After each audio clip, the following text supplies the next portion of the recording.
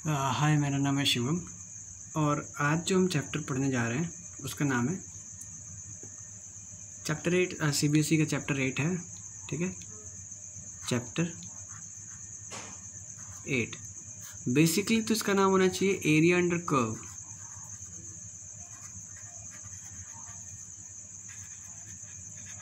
ठीक है, area under curve इसका नाम बेसिकली होना चाहिए, ठीक है। लेकिन हम जो पढ़ रहे हैं चैप्टर का नाम है application of integrals. Application of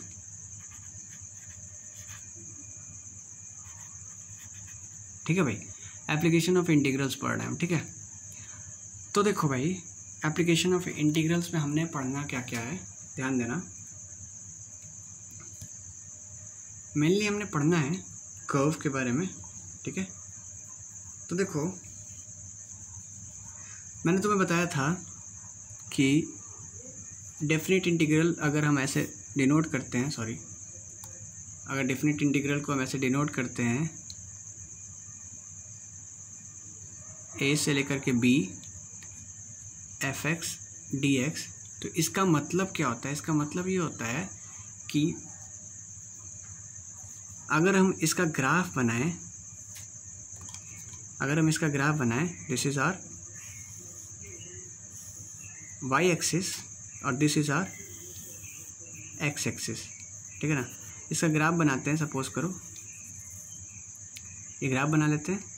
ये मान लो वैल्यू है क्या a और ये यहाँ कोई वैल्यू है b, ठीक है ना, a और b। तो ये जो रीजन है ना, ये तुम्हारा fx है, y is equal to fx, ठीक है ना। तो ये जो रीजन है ना, ये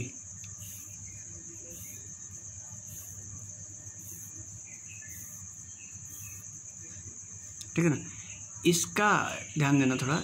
इसका एरिया जो होगा ना, इस पूरे रीजन का ये जो एरिया होगा ना, ये यहाँ से लेके यहाँ तक, ये पूरा एरिया जो होगा यही डिनोट करता है ये, ठीक है। तो एप्लीकेशन किसी भी कर्व, कोई भी कर्व या कोई दो कर्व या कर्व और एक लाइन कितना एरिया ऑक्यूपाई करता है, ठीक है, यही हमें एप्लीकेशन ऑफ इंटीग्रल्स में पढ़ना है, ठीक है भाई। तो देखो, इसमें भी टाइप्स हैं, पहला टाइप पढ़ने जा रहे हैं हम, फर्स्ट टाइप, ठीक है।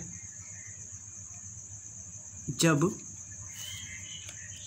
पहला टाइप में हमें ये पढ़ना था ना, जब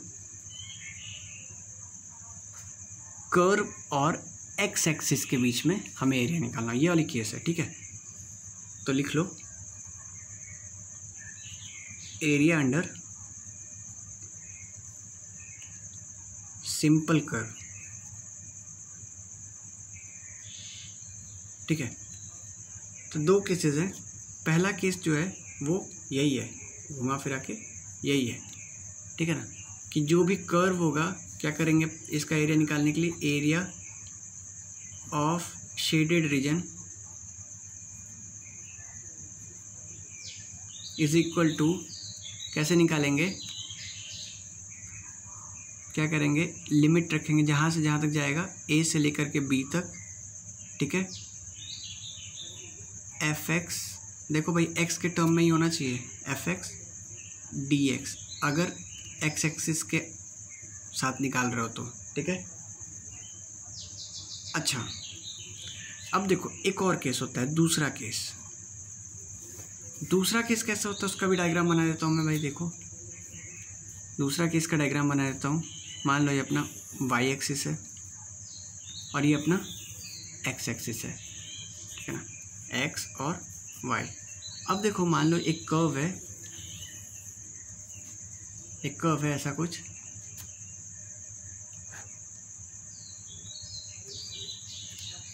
ठीक है, एक कर्व है कुछ ऐसा।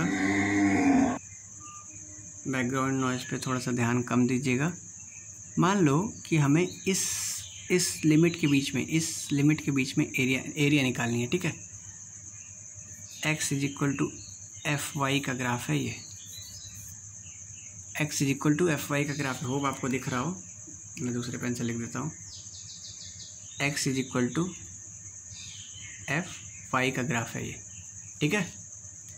लिमिट a से लेकर के b, ठीक है, लिमिट a से लेकर के b। तो अभी हम बोले, अभी हमें बोला जाए कि आप इसका निकालिए, तो भाई हम तो फंस जाएंगे, हम तो बिल्कुल फंस जाएंगे कि भाई अभी तो हमें बोला था कि कर्व जो है वो x का फंक्शन होना चाहिए, लेकिन यहाँ तो y का फंक्शन है। तो अब क्या करेंगे? तो भाई देखो, इस केस में एरिया ऑफ शेडेड रीजन क्या होगा, एरिया ऑफ शेडेड रीजन क्या होगा,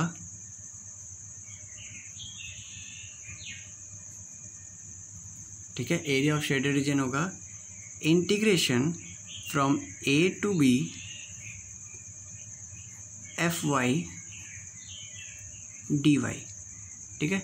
एरिया ऑफ शेडेड रीजन होगा integration from a to b F Y D Y, ठीक है। तो भाई दोनों केसेस समझ में आ गए अपन को, ठीक है। बहुत आसान है ये। इंटीग्रेशन अगर पढ़ लिया तो भाई क्वेश्चन, ये चैप्टर कुछ है ही नहीं तुम्हारे लिए, ठीक है, एकदम हलवा है, ठीक है। तो चलो, ये तो सिंपल चीज़ें थी, इस पे क्वेश्चन भी करेंगे। एक क्वेश्चन अपने एनसीईआरटी का देख लेना, एक क्वेश्चन अपने एनसीईआरटी का है कि find the area enclosed bye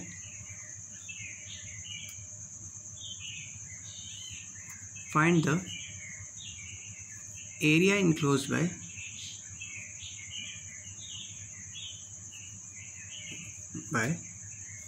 the circle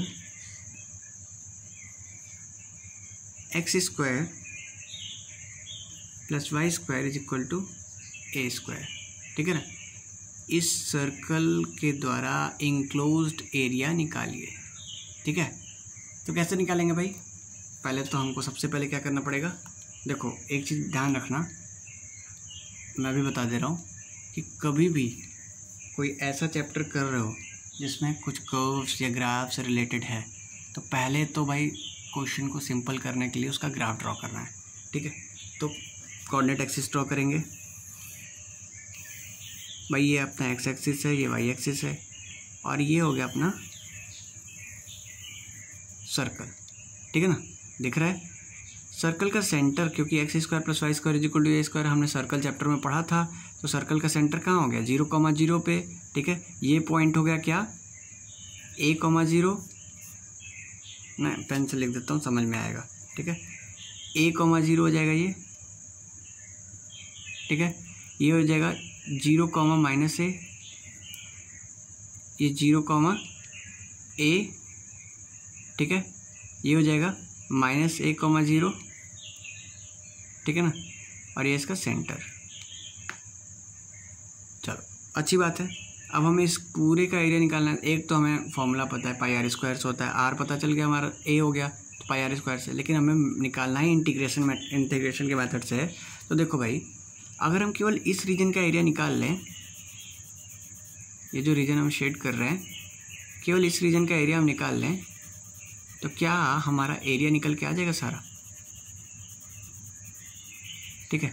तो केवल हम इस रीजन का एरिया निकाल के 4 से मल्टीप्लाई कर देंगे तो सारा एरिया, पूरे सर्कल का एरिया आ जाएगा। होप तुम्हें दिख रहा होगा ये, ठीक है। तो चलो, अब देखो ऊपर की ग्राफ कौन सी है, ऊपर की ग्राफ कौन सी है? ये सर्कल का, ठीक है। तो ग्राफ पहले x का फंक्शन बनाएंगे, तो y = fx का फंक्शन बनाएंगे। तो पहला स्टेप 1, मेक y = fx, ठीक है।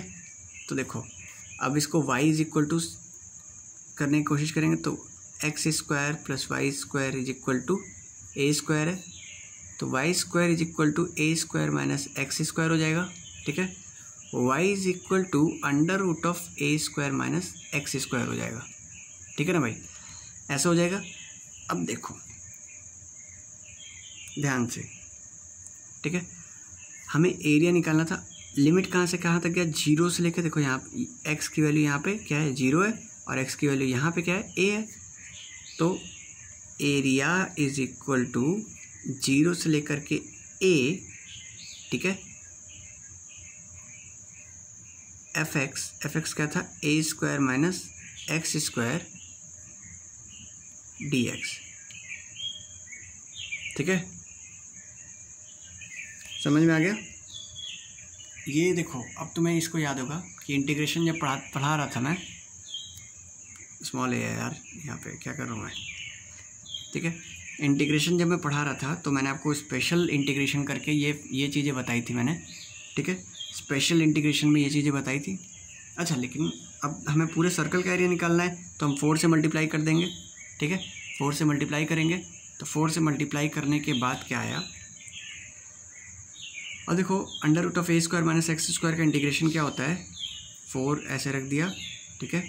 लिमिट 0 से ए रखेंगे तो लिमिट 0 से ए जाएगी, 0 से ए गई, ठीक है, समझ में आ गया। और इसका इंटीग्रेशन क्या होता है, इसका इंटीग्रेशन होता है x/2 under root of A square minus X square plus a²/2 sine inverse x/a, ठीक है, यही होता है। अब क्या करेंगे, एक बार x = a रखेंगे तो ये पूरा 0 हो जाएगा, ये 1 हो जाएगा, ठीक है, साइन इनवर्स 1, ठीक है, करके देखते हैं। 4 एज इट इज़ उतार दिया, putting x = a, a put करने पे क्या हो जाएगा, ये 0 हो जाएगा, तो a²/2 साइन इनवर्स 1 बचेगा यहाँ पे। साइन इनवर्स 1 कब होता है, π/2 पे होता है। अच्छा, माइनस x = 0 पुट करो तो ये पूरा 0 हो जाएगा और ये भी 0 हो जाएगा, 0 हो गया। तो 4 लिखा, साइन इनवर्स 1 क्या होता है, पाई पे होता है, नहीं यार π/2 पे होता है, ऐसे कैसे, 4 a²/2 × π/2, तो अच्छा πa², आंसर आ गया। चेक भी कर सकते हो, सर्कल का एरिया क्या होता है, πr² होता है, तो करेक्ट है, बिल्कुल करेक्ट है, ठीक है। चलो, ये तो हमारा पहला टर्म था, ठीक है, पहली चीज़ें थी। अब देखो दूसरी चीज़ क्या है, दूसरी चीज़ भी करते हैं। देखो भाई, दूसरी चीज़ मैं बता देता हूँ, ठीक है। उससे क्या होता है कि पूरा ये जो एरिया का चैप्टर है, पूरा एरिया का चैप्टर ही कंप्लीट हो जाएगा, ठीक है।